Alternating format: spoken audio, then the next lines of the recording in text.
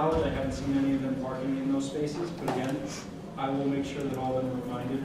Their spots, the student spots are for the students. They are able to park in the legal court facilities, but other than that, they should be parking elsewhere on campus. Because most of the time they are, it's just like, I know, actually Monday, one of the facilities trucks was in a student spot, like on the top.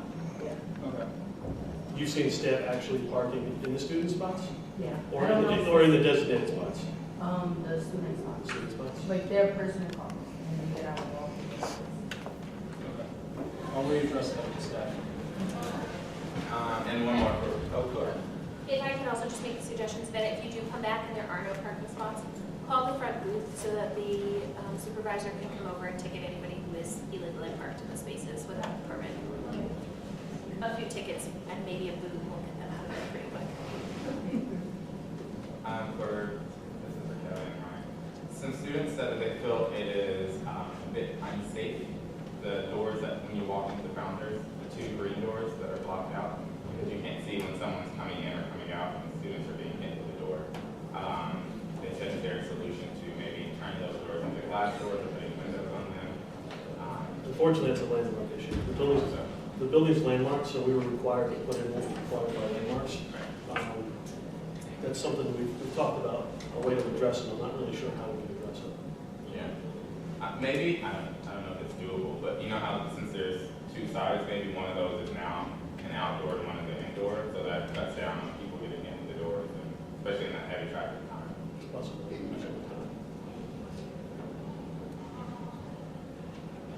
Any other concerns? Oh, I guess I have one concern. So with filming on campus, it's a little bit of a hassle for students, like going to class and going to our rooms and they'll tell us like be quiet or like not to walk. Do the students reap any benefits of the like profits that you guys make from that? Because I mean, if I'm benefited like and I can't walk to class or I have to stop working, it would be nice to like maybe have some money on the bar tuition or something. To answer your question, we try to do most of the filming in the off season when students aren't here. By rare occasion, once in a while, like this week, there is one being done here this week. We try to keep them out of any areas that students will be in. So if you're experiencing it in an area during classes, you probably shouldn't. And the second part of your question is, the school absolutely does reap the benefits. They pay an enormous amount of money to film here on campus, which gets dumped right back into the school for everything that you see around it. It's not allocated to any one specific thing, but it goes right back into the school's budget. Going off of that, a student came up to me today about the film crew being in the restrooms of the dorm halls. I did call security who called camp students, but Should only have been on the first floor seat. They're filming on the roof seat. If they're anywhere else, then definitely on campus events. No, the security's supposed to be with them. yeah, this is they were in alumni. They were filming a lot today. No, on the lawn's okay, but I mean as far as in the The buildings, rest inside of the dorm halls. Okay. Yeah. I'll follow the campus events because they shouldn't be in the residence halls. Any other concerns?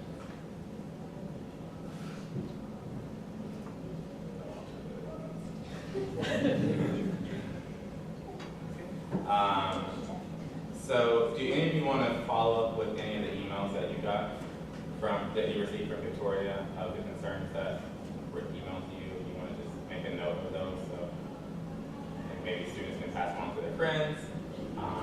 Dr. Stevenson. I know the one thing that, in terms of academic affairs that was brought up, and I'm happy to answer any others, has to do with the question of nursing. And I know that nursing was initially invited to be at this forum, and what we realized was that there were kind of parallel processing going on at the same time. Right at that same time, they were in the process of organizing a nursing forum, which will be, when someone else is talking, I will double check the date. When is it? Next Wednesday. Wednesday the 5th at from 3 to 4. Okay, so Wednesday the 5th. They've been advertising it via Blackboard through the nursing courses and also through advisors, and I'll make sure that they get a full announcement out to campus as well for anyone who missed those. And the goal there is to really make sure that they can hear all of your questions and concerns. And also for those of you who haven't met the new dean in person, to get a chance to get to know her. So that's what I think most of the questions that came, that were academic affairs related, hold those thoughts, and you'll be able to talk to the nursing department next week.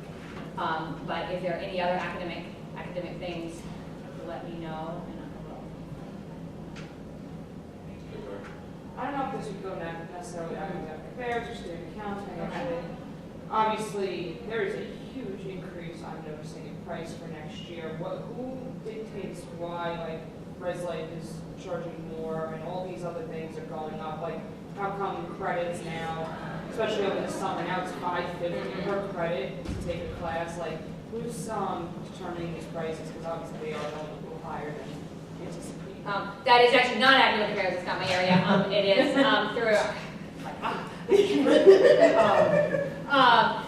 that is through the budget process and the CFO. But I will definitely pass on the concern to them so that we can figure out how to make sure. Yeah, I do know that summer prices are $5.50. Is that right? Which is an increase.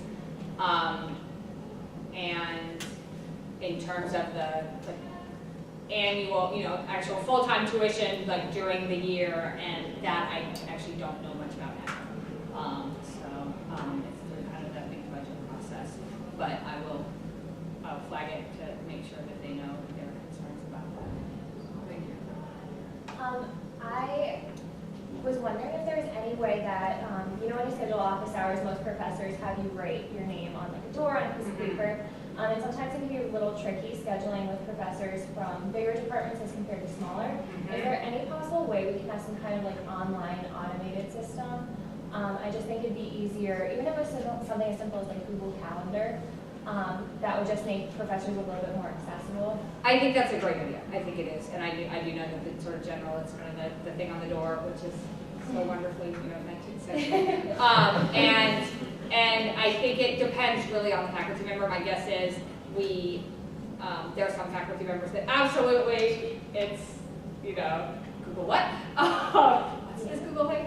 And others would be very amenable. But I would be happy to bring it up as kind of a general initiative for faculty in general and for administrative offices as well. I know we talked about financial aid. Do you use it already? We don't. Or is one of the plans to move towards it? We're actually moving towards that because, as you know, if you are a financial aid student or a student on campus that utilizes the Curry Center, sometimes, like right now, because registration is going to begin, there are large amounts of students there. What we have done this week, because we've seen that type of traffic within the office, is we have a separate sheet where students actually have set appointments, but we are moving to an online process for that as well.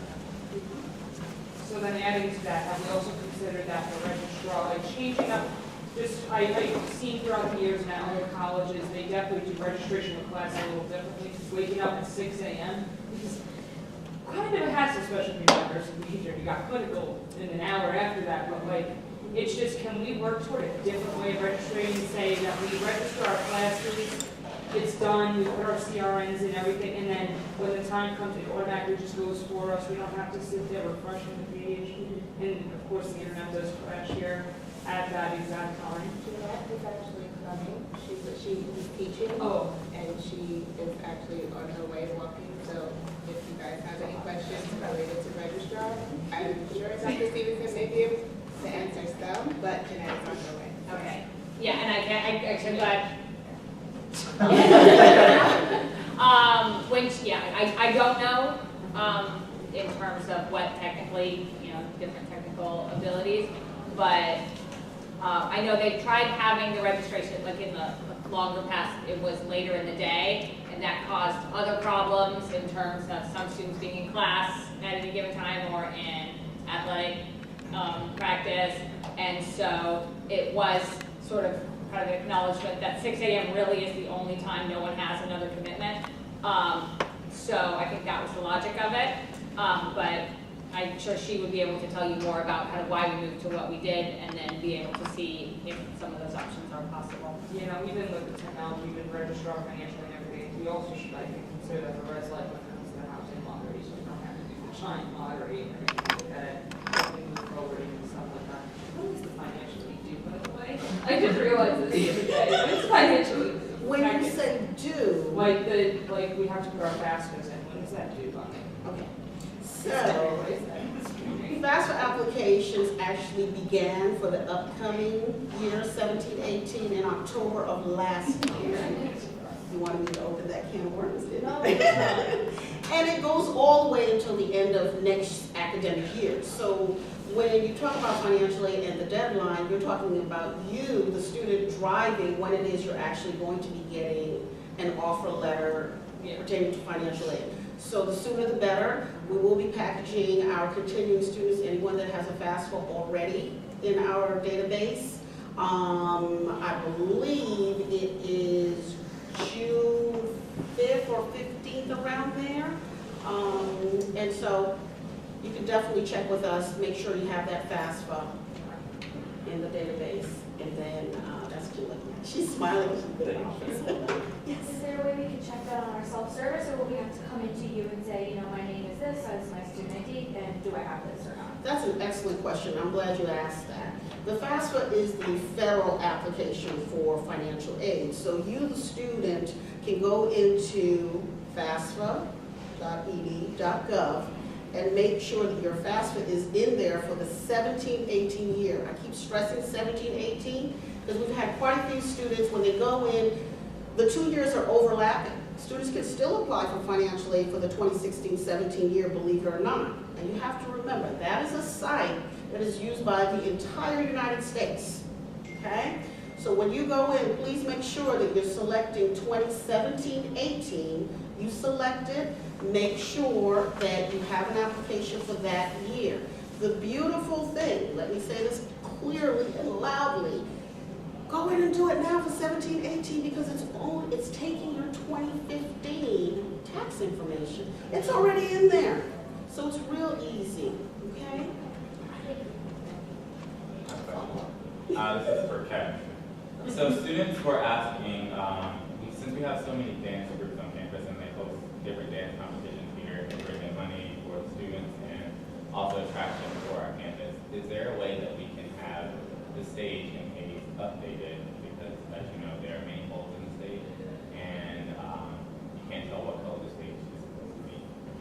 So is there a way that we can have our stage updated to fit, to help our students bring in attraction to those things?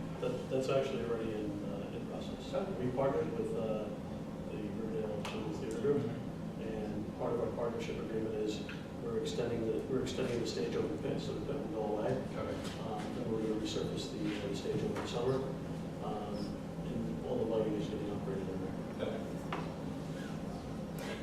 Hey, do you know where the lighting booth is gonna go? Possibly, by any chance?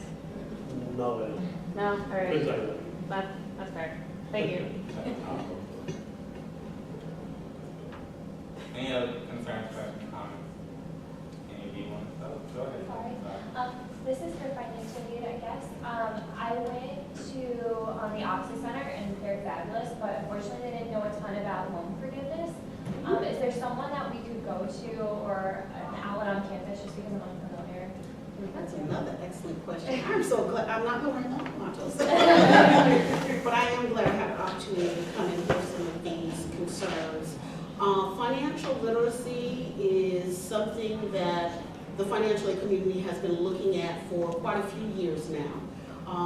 Studentloans.gov has a repayment calculator that you can use to determine how much you're going to be looking at to pay per month, depending on employment, other expenses, things like that. But if you want to have a one-on-one in regards to financial literacy, it's actually one of my goals that I was going to be talking to our director about, is setting up some type of workshop, webinar, something where students can actually get information on repayment.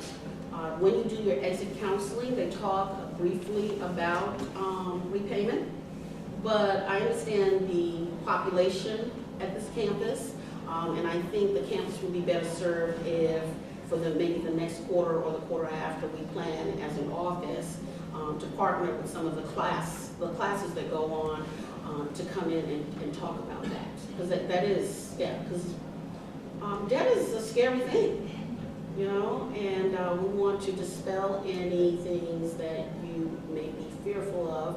We want to talk about realistic goals that you have for yourself and how the repayment of those loans are going to fit into life. So if we had like specific questions, where would we go? You can come to the financial aid office. Are you a senior? Yes. Okay. We had actually, I think, time is getting away from me, maybe a few weeks ago, in partnership with Residential Life, exit counseling. We had a presentation that we did, and our assistant director, Ms. Torres, was there until about 7 p.m. that night talking and filling out exit. Did you not make that session? No, I was unaware. Oh, okay. Sorry. Not a problem, not a problem. So please just contact our office. Okay. If you have pen and paper, you can take down my email address and after, and then we can set that up. Okay, great. Thank you. I could also just jump into, keep Res Life in mind too when you want to start offering those workshops, Okay. because we would love to partner with your office to offer those for students. And maybe even trying to look at early evening, particularly for our upper class students who might be thinking about that. Okay. Knowing that first year students may not be starting to think about that, but it certainly could be welcome. But we can certainly work with like the Res Life staff to start offering those as program requirements on our area. Perfect, thank you. Any other questions? For language services. Some of the concerns, obviously, that go by the students I'm also concerned about, is that there's not a lot of options for a student that has celiac disease. This was brought up by the nursing department actually yesterday.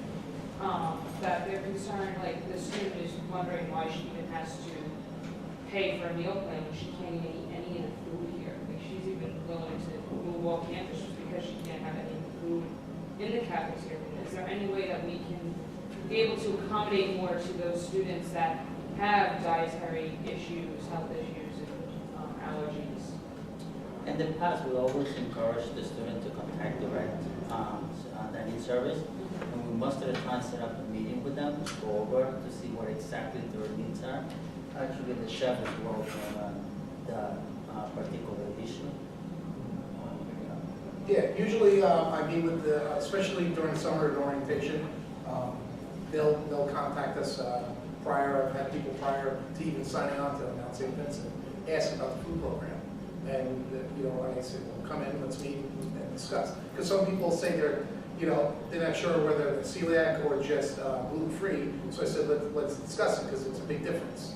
You know, there was actually only, I believe, one girl that's on campus that was celiac that I've met with, we meet basically every few weeks. We go over, whenever I see her, I meet with her to go over things. And although we don't make special foods, we make foods that are safe for her. And she's fine with that. And we just go over it. So the rule I have is as soon as you come to the cafe, come find one of us so I can make sure you're going through it. Because with celiac, it's a you know, there's an allergy. And I can't make everything allergen-free. It just won't happen, you know.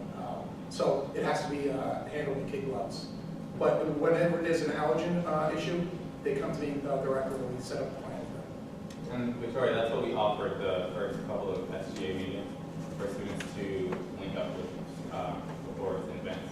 We just want to make sure that also that these students are being proactive and not just saying, well, I have this issue, but not speaking up to the right people because he's come to 3 meetings with this, and then he always walks up to that so they can grab someone.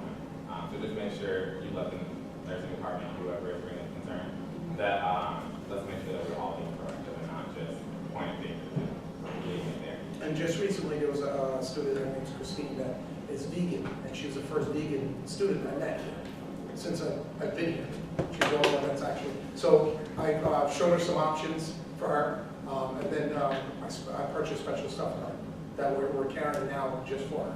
Because she came up to me and asked me, And I said, you're a true vegan or you're a vegetarian? She goes, true vegan. So I said, all right, great, I understand it totally, I ran a vegetarian restaurant. So that's fine. So I was able to get her special things. She's more than happy now. Well, one piece I would encourage everybody to, and I think is often forgotten, if there are issues that come up, whether it's dining services or facilities, put in work orders, stop in the facilities office, or grab the managers in food service. More often than not, we find that a lot of times we don't know about the problems. So if there are issues, I would encourage you to encourage the other students or anybody who does have an issue to reach out to us. You know, stop in the facilities office, there's always management there, or put in a work order if there's any issues on campus that you see, whether it's in your room or anywhere. Same thing with food service.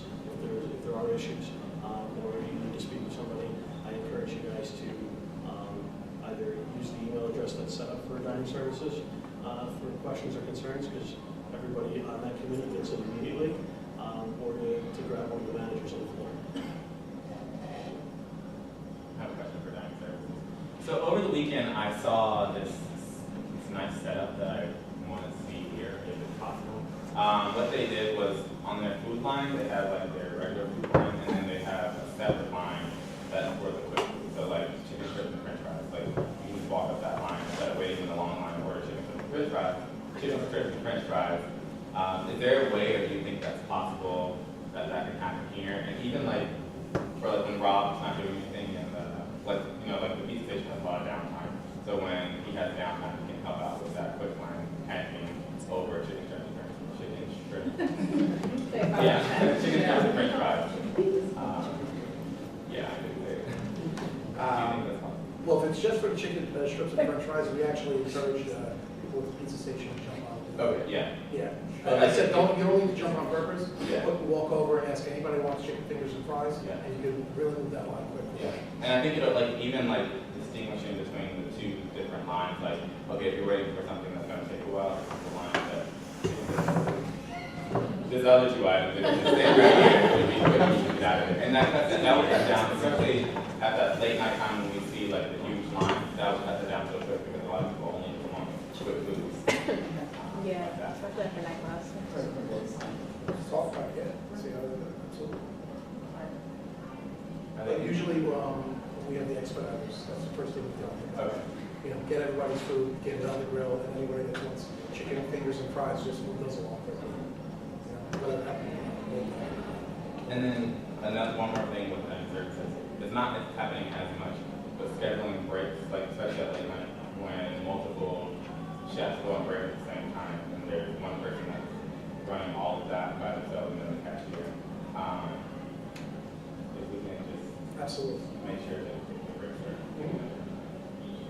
Will you have to know what time? The breaks are happening in between 9 and 11. That's when they. Yeah. Okay. Concerns, comments. Oh.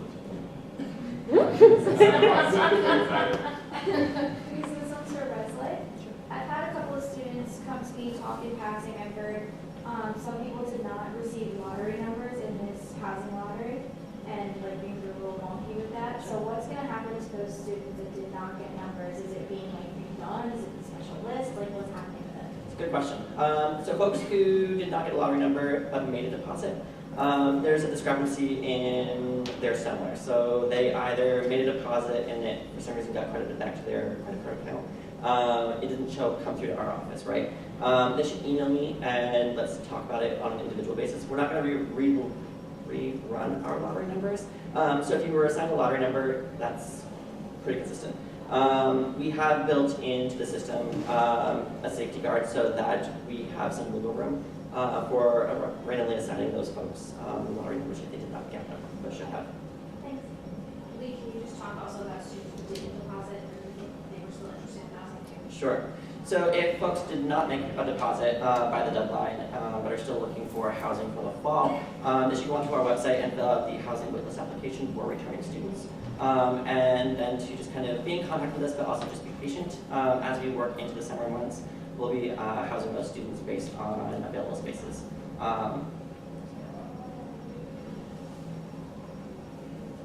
I would also encourage folks not to panic if they, for some reason, either couldn't make the deposit or just didn't. In the past, sometimes I would even say that folks have made out better going on to into housing by summer placement just by sheer luck of folks, luck or not luck, I guess, depending on your perspective, but folks leave the college for whatever reason. They take a semester off, they go abroad, they just might need to take some time for themselves. Those spaces then become available if they were in housing. And so I've had some folks that were not able to make the deposit on time, but then really lucked out and got a really great room from their perspective. So they shouldn't panic necessarily. They will, we're going to house our students, but just be patient and bear with us. Beth, go ahead. I had a question. I guess it's for, I know this was brought up before, but it's possible to have a shuttle on weekends. As of right now, we have not had enough demand for one. If there becomes a time if there is enough demand for one, it's definitely something we can look into. You find it to be to where? Just to the Just the train. Just the train. Yeah. This is for facilities and operations. I think you guys are doing a really good job this year, like maintaining campus. And was there a tree by the stop sign, across from the science building? Because it caught my eye, and I just want to know. It was bothering me, so. There was a tree there, now it's gone. Okay, that's all The tree was hollow inside and it was dying. Oh, okay. So we removed it before it fell. Speaking of trees, okay, I live on the back of Marillac, so I'm seeing the trees all the time. There is one tree that is absolutely completely dead, and I am worried that it's going to come toward us because obviously it's in the downhill slope behind the lab. It looks pretty dead. I'll take the middle building, north, south. Whatever, like, Marillac 206, like, literally, it's right there. Like, North. trees can go right down. Feel free to take a picture and send it over to me too. Yeah. And this goes back to what Kevin was saying too, with letting us know. If you notice something like that and you do have a concern, shoot a quick email over to us or give us a call in the office and we'll definitely take a look at it. Yeah, that's no problem. That's something. Yeah. Question about the TV and the cat. I don't know who this is for. We put in numerous requests for the TV to come back on. Students have, I know Fernando has put in requests also. Boards and events have put in requests. Which TV at? The actual TV that plays, like the regular TV. Yeah. What's wrong with it? It's not. It's all gone. It's not my area, but I'll take it. Okay. IT's not here. Yeah. That's IT's not here, but I'll take care of it. Okay. It's the one on this side? Yeah. Yeah. It's the question. Go ahead. This is for Reslife. I've never made a big deal out of it, but I got stuck in Marillac elevator about 2 weeks ago, and the call box button was not working, the alarm button was not working, and neither was the fire department button, which I don't think it is a button. So, like, is there any way we can actually like get the box systems to work? Because I didn't have my phone on me, so like I could even call like my roommate to come get me. The elevator just reset on itself like 20 minutes later. All right, so I'll actually take that over because Res Life doesn't, they're not responsible for the elevators. That does go back to facilities.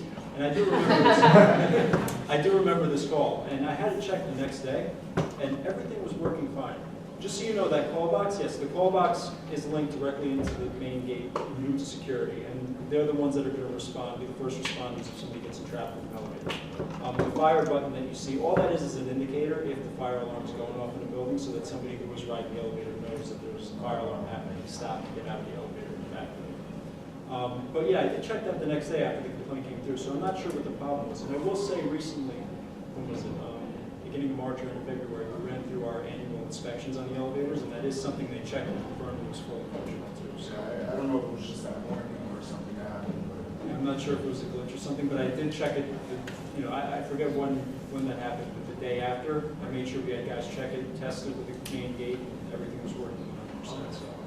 It could have been scary. That 10 seconds could have been 20 minutes of your life. Right. Any more? Anything you guys want to say?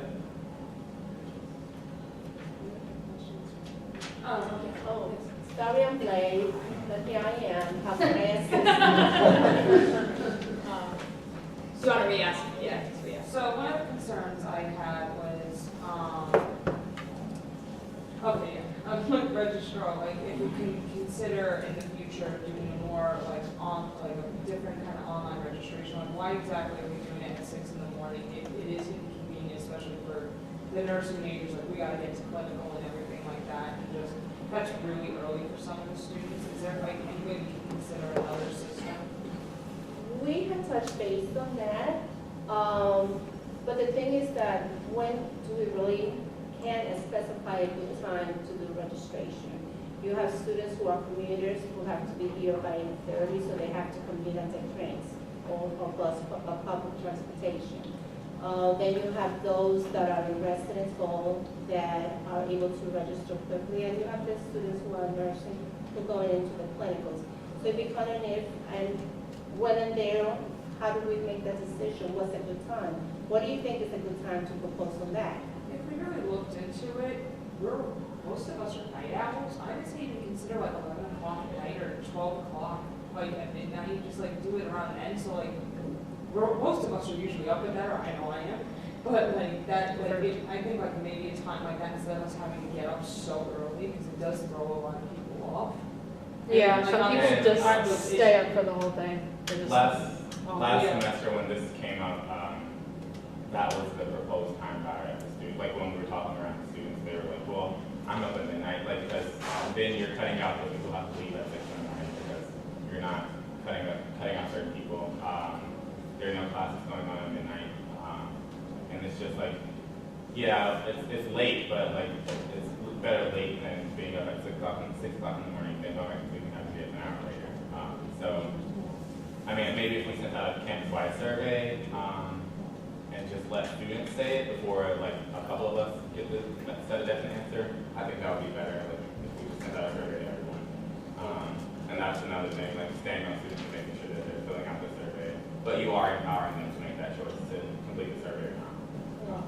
We could do that. We could take, we take actions based on what the student body really requires. We set it up at 6 o'clock because it's really the most easier time to plan things because everybody's getting up at that time. And it's only like 2 hours away from anybody to come in the building to help out the students. Because you are talking about 11 p.m., so now you gotta wait until the next morning, 8:30 in the morning, for a member from the office to be there. In the event you had a problem with your registration. So you gotta think about those aspects as well when you make that decision, because who's gonna help you at that point? Okay, I could get to work at 7 o'clock, but am I gonna be able to get to work at 1 or 2 o'clock in the morning to be able to help you? That's the thing that we gotta think about it. So we have thought about different avenues to look into it. Like I said, our goal is to make the student body 99% happy. And to me, it's an easier thing because all I do is set it up in the computer and this is your time to register. So it's not an overwhelming power coming from the registrars to do so. But there's pros and cons. So you gotta think about those before we make that decision. Because we have thought about it. We think about, we hear complaints, we look into the matter, and we speak with the provost, we speak to everybody else and see what can be implemented to make your life much easier. Yeah, another idea I was mentioning earlier to them is like some schools, say over Rutgers, they do it that they put in their CRNs at whatever time, and then it goes for them right at that time, and then it lets them know by email later, oh, okay, you get into this class, look into another class, or I have to go get the override or something like that. Because sometimes, like I said, the system does crash here, and then there's times like I'm saying at the times, like not only it hasn't happened to me, but it has happened to my friends that they've overslept and they've missed registration and they got locked out of all their classes. How does it work just in terms of that system, in terms of backup classes, like you get locked out of, I know that often it's like, you put in one, you get like, you've got your other one ready to go. How, does that system allow you then to, well, it'll allow, you have to go, or is there a big lag time? Are you talking about our system? No, in yours, like in that model, you say you get an email later saying you're in this. You Do you know put immediately? alternate courses. Oh, you put alternate Yeah, courses. like you put alternate courses, so like, okay, so nursing, we have like 3 options for that class, Okay. 3 different professors. I can't get into the one, okay, I'm locked out, put me in the next one. So it automatically Oh, goes and to I the do next does it one. for me, so like my schedule's done. Obviously, like, that's a little more lazy, and that's way more up than probably will get to at any point, but like, it's things that we can definitely look into to really improve the system. Victoria, just a quick clarification. In our system, our system notifies us right away if you're registered, on hold, or if you don't have to pre-register for the course. And then you're also allowed the 10 CRNs in at the same time. So let's say you don't get into that course that you want to get in, but you got into another course that you put in.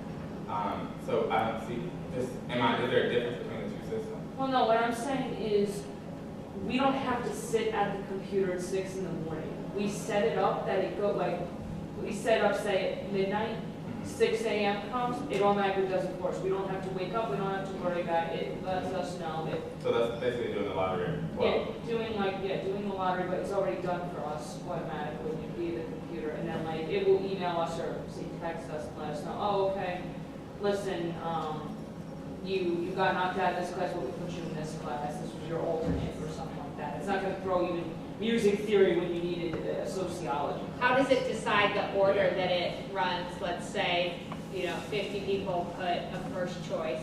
I mean, not you're looking at the system. Like I'm looking at asking all these questions. But have you analyzed all the people? Well, no, we have I'm just curious. we have to look more into the data and how the actual breakdown is technically. But there's definitely ways in computers, especially that these bigger institutions actually are able to do this. Like it's just like, it goes back to me. Okay, how does this do it? Does it do it by class? Right? Well, like all the seniors register at the same time. It's okay. Well, we can look in to see what other systems there are. I'm not saying, oh my God, this has to happen, but if we're actually talking like notifications now, just thinking about it, I know I brought this up last semester at one point, but can we also consider, I know a lot of students don't check their emails as constantly as I do.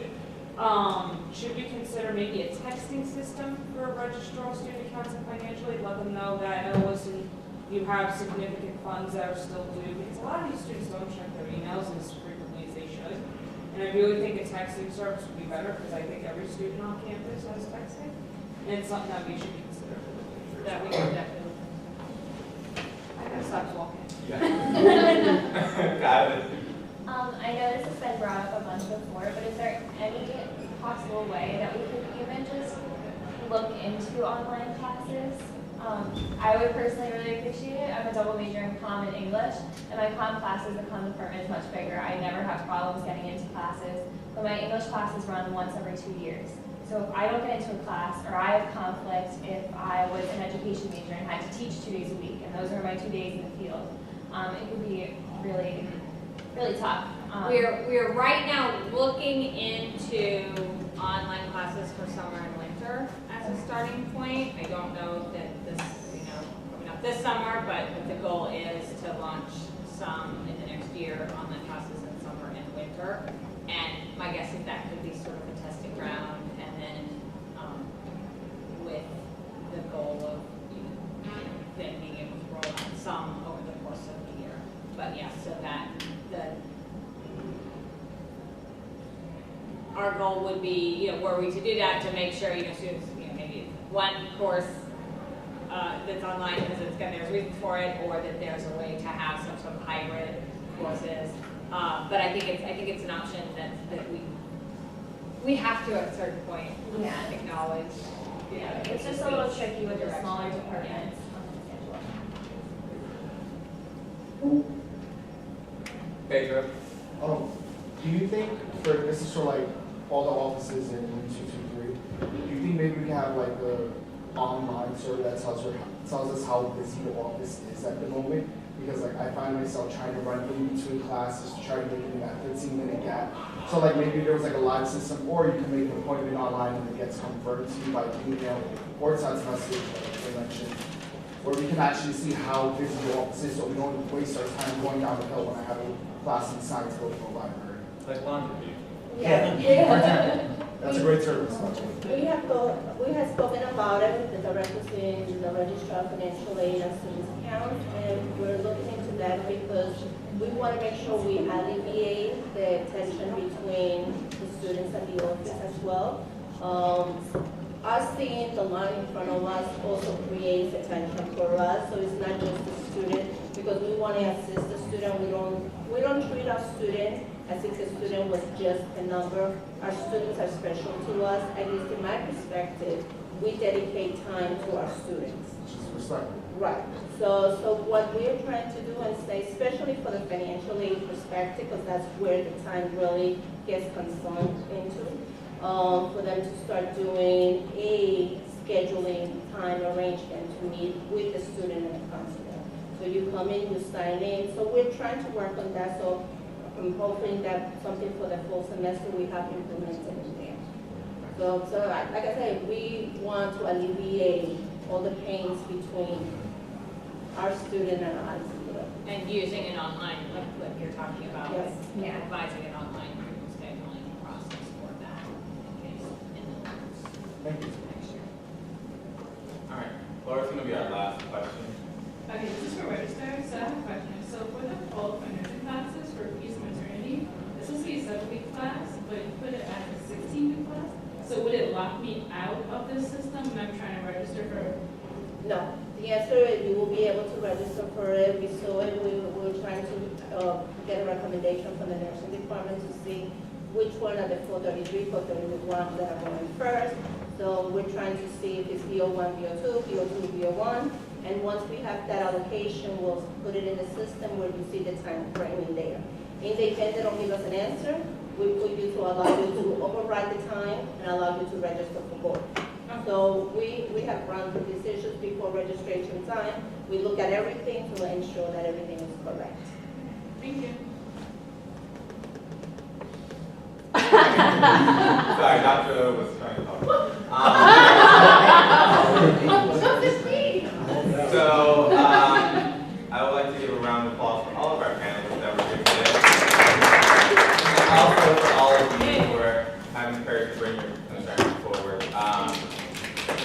You know that you can reach out to any of these people at any time. If you don't know where the office is, maybe you can walk up to them and ask them later and get their email address. Don't hesitate, they're more than happy to help you. Also, April 5th, 306 and Founders is the nursing forum. They're going to do something very similar to this, so just be there if you have any nursing concerns. One thing I just wanted to bring up too, and again, I'm not going to go into detail on, just one thing I wanted to put out there, again, like Kevin said, our office is open to any of you guys. If you have an issue with cleanliness or something, with things not getting fixed, safety concerns, anything on campus, you can come and talk to me, any of the other facilities managers in the office. We're very responsive to students, and as long as things are being reported to us, we will absolutely respond and make sure we take care of stuff. So, again, office, the doors are always open. Feel free to stop in and talk to me, talk to any of the guys in the office, all right? All right, thank you all. Have a great night. Thank you guys.